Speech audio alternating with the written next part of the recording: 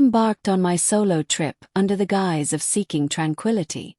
But deep down, I craved an escape from my husband, David, whose only fault was his unwavering devotion.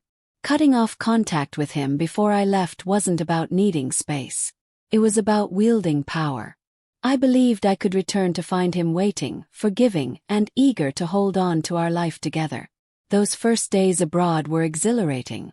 No messages, no phone calls, no one asking where I was.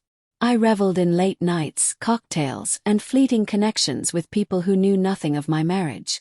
I was certain David would stay, steadfast and predictable, anxiously awaiting my return. But one evening, when I briefly unblocked my social media to check in, I noticed something unsettling. David's profile had vanished. No shared photos, no trace of our years together.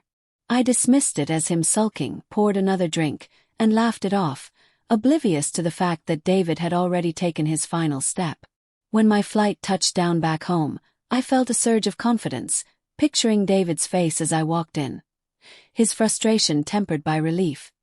His love outweighing any anger. But as I dragged my suitcase through the front door, my heart stopped. The house was a shell.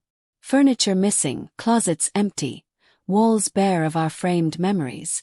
David hadn't just left. He had erased his existence. I dialed his number, but the line was dead. My email to him bounced back. Panic surged. This wasn't a game or a tantrum.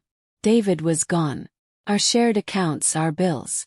Even his belongings had disappeared as if he'd never been part of my life.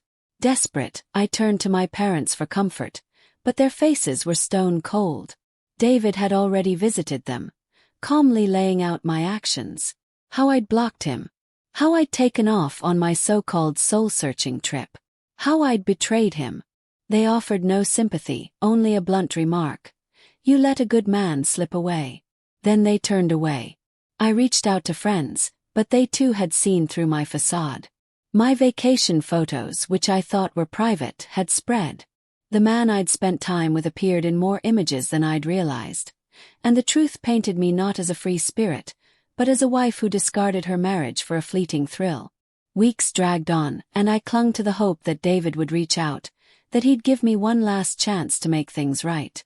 But all I received was silence. Deafening, heavier than any argument, more cutting than any accusation. That silence told me he had moved forward, choosing himself over me. The truth struck hardest one afternoon when I opened the mailbox to find divorce papers. They were clinical, precise, devoid of any personal note, just a stark confirmation that our marriage was finished. My hands trembled as I signed them, the weight of my loss sinking in.